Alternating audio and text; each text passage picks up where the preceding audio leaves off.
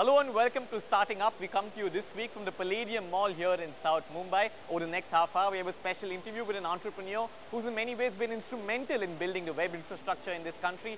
That and a whole lot more on the show today.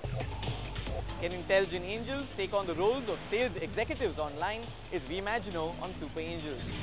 Bhavin Turakia, the founder of DirectEye, takes us down memory lane. His experiences and learnings in building a $300 million firm in just a decade.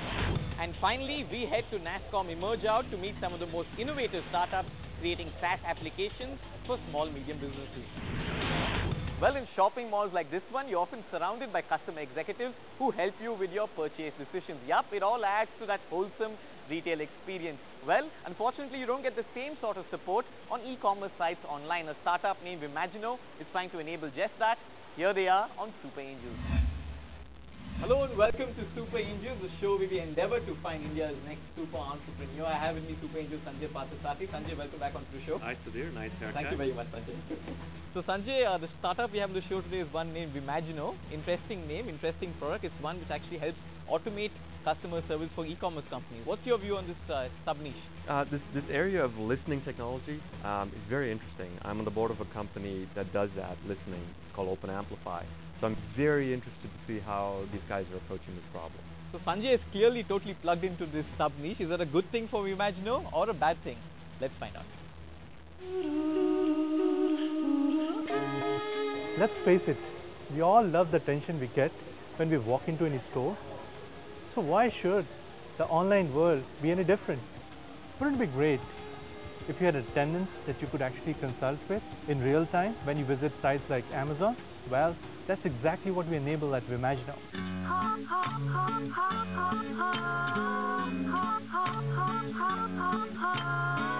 Using artificial intelligence and machine learning, we have created intelligent angels, which can not only help visitors shop online, but they also learn from their feedback. By tracking emotional cues, our angels can find out how keen a user is on a purchase and pass on hot leads to a human agent on sales portal.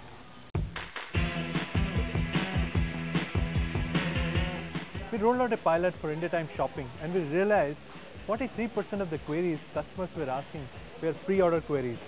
As a result, we have been able to increase the conversion rate of a visitor into a buyer by almost 65%. Our business model is one where we charge per interaction 5 to 2 rupees based on volume of interaction.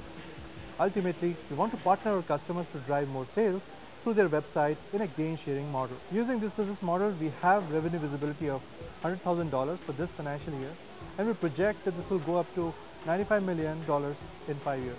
We'd like to make a pitch for $1 million for 10% equity stake in the company. The funds will be used for platform development and expansion into US and European markets. So Sanjay, intelligent angels to help boost sales on an e-commerce platform. Convinced? Not yet. Not yet. Because I think it's not just about technology. I think it's about lots and lots of people feeling comfortable interacting with this technology. The method of interaction is clearly key. Let's go ahead and invite Umakant into the studio.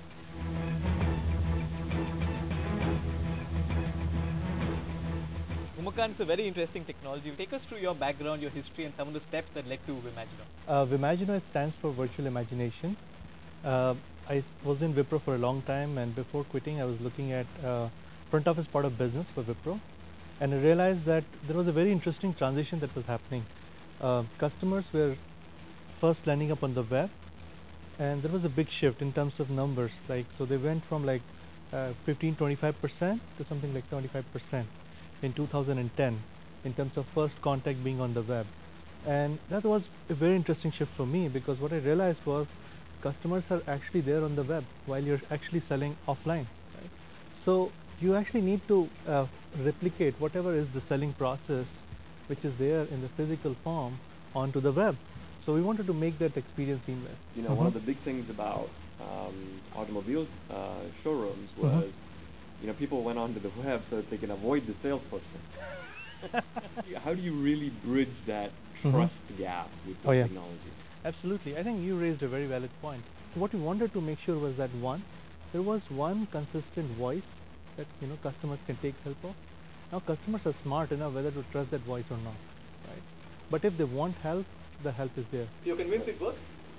Oh yeah, There's only one way absolutely. to find out. Let's go ahead and do a demo.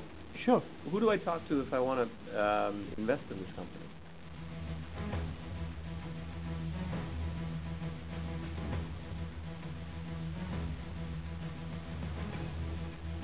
I'm afraid I don't have an answer for that query. We do have manual emails for those queries. Would you like me to connect you so you can take No, credit this is good.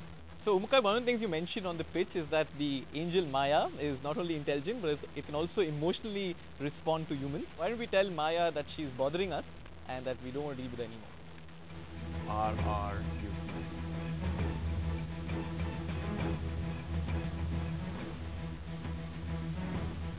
That's a good answer. Very good, very good. Impressive. So, it's basically asked me to To shut up. So the idea is that it's not super intelligent, but it is intelligent about a particular subdomain. subdomain. But my biggest issue is whether people who come to these websites are going to put up with this. Are they going to get frustrated? Are they going to get mad? Are they going to get angry? Or are they just going to ignore it? You've raised a beautiful point, because the point where technology is helpful is when you are actually pulling it, not it being pushed into your face. Right. So we basically kept this in mind. Okay.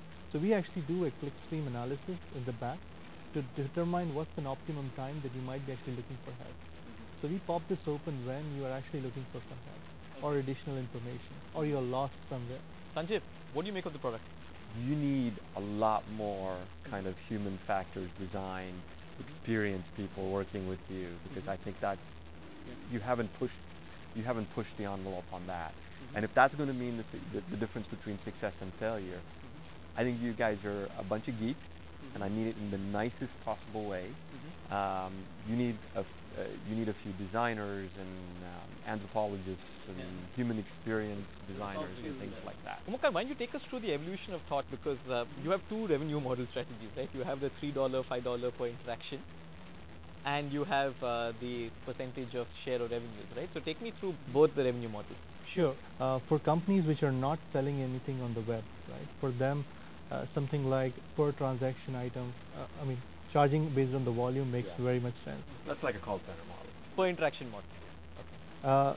The companies which are in the e-commerce space, right? They want to pay when the money is coming in. Sure. Okay.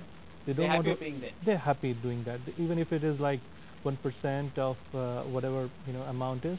They're happy doing that. Will Amazon use this? It's the largest e-commerce website in the world. Will Amazon use this? They should. Why?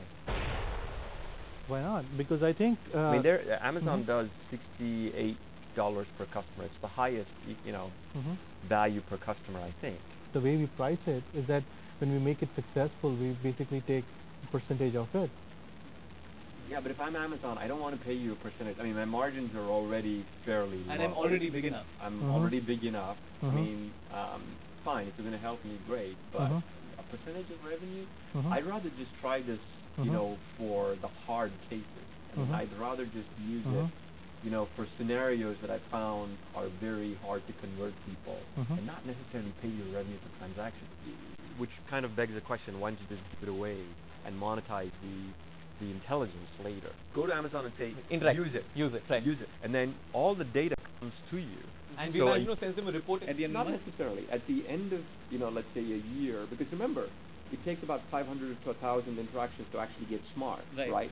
So he's going to have so much more intelligence 6 months, a year and a half from now. His conversion rates are going to be higher, et cetera, et cetera. At that point, make it a cloud service. What does the revenue model become then? Do they start delivering reports to the client? They provide access to the database, and you have to figure out how to monetize that. Yeah. I think it's a fairly interesting suggestion, because from the user adoption perspective, he's right. Once you make it free, the gates are open and you get as much as data inside. Sanjay, the valuation, $1 million for a 10% equity stake in the company? I would take a little bit less, go hire a really great designer, anthropologist. He's obsessed with the anthropology.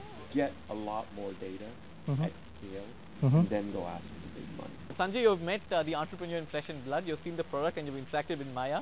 What are your views on both the product and the entrepreneur? Well, I mean, I love the fact that you've got this big bold goal.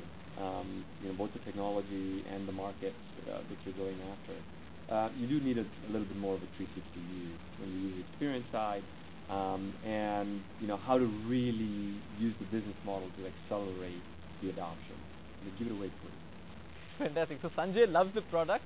He also likes the entrepreneur. He does believe that Vimagino needs a designer. He also believes that the product should be given away free. You can agree with Sanjay and you can vote for Vimagino by writing to us on this email ID, writing to us on our Facebook wall, or by SMSing us. Is Umakant going to be India's next super entrepreneur? Well, continue following us on Super Angels and find out. Fantastic. We wish Vimagino the very best of luck. As always, they'll be mentored by our partner Sai over the next 6 months. Time for us to slip into a quick break. But coming up, the direct eye story from an investment of 25,000 rupees to a reach today that extends over 200 countries. You don't want to miss this one.